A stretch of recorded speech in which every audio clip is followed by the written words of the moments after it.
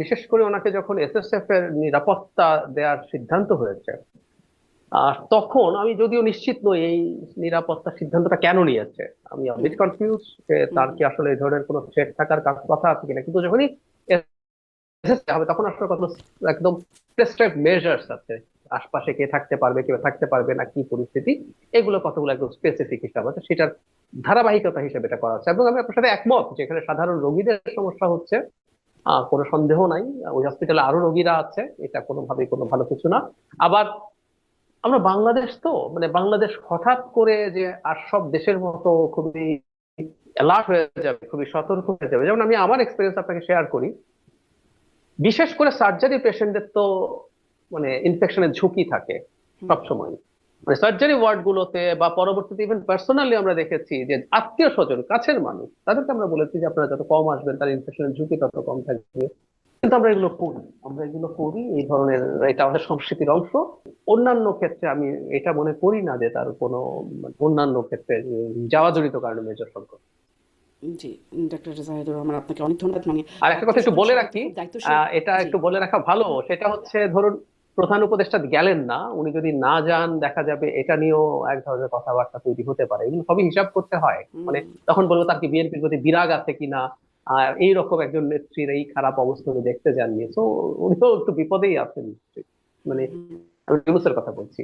সবাই আসলে কথাবার্তার একটা প্রয়োজনীয়তা অনুভব করেও হয়তো যাওয়া। আমি ব্যারিস্টার ফুয়াদ, আপনার কাছ থেকেও একটু এটি জানতে চাই, আপনি কি এই এই যাওয়া, দেখতে যাওয়াটাকে দায়িত্বশীল মনে করেন কিনা, এর বিকল্প করা যেত কিনা? কারণ নিশ্চয়ই মানুষের প্রাণ শুধু বেগম জিয়া না, বেগম জিয়া তো আছেন বটেই গুরুত্বপূর্ণ ব্যক্তি, তাছাড়া আরও ব্যক্তি আছে। ছোট্ট করে যদি বলেন, আপনার কাছ থেকে আমি ভিভিআইপি বা এসএসএফ নিয়োজিত করার বিষয়টাও একটু শুনতে চাইবো।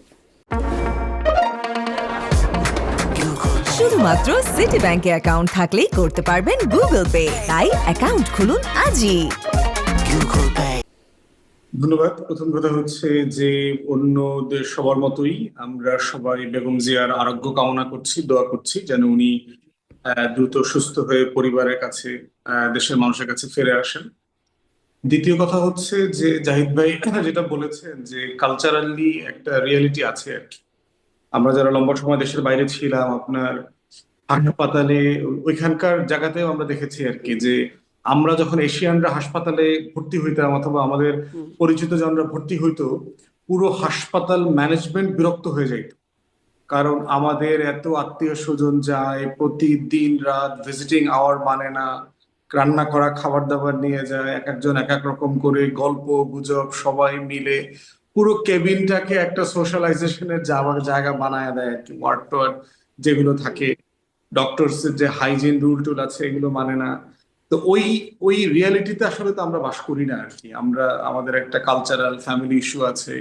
আমি সরকারি হাসপাতালে রান্না করে খাইতেও দেখছি। আপনার ওই যে হিটার নিয়ে আসছে, হিটার নিয়ে এসে বাজারঘাট করে টোরে গ্রাম থেকে লোকজন আসছে, সবাই মিলে রান্না বান্না করে খাচ্ছে।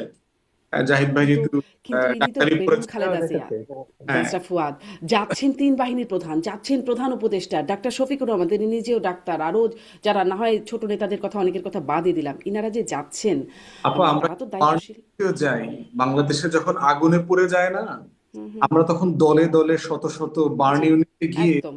ওই পুরো আধা মরা লাশটা যেটা মোড়ানো থাকে কাগজে ওটা দেখে আসি। এখন আমরা সেই সোনার বাংলায় বাস করি, আমরা সেরকম একটা জাতি।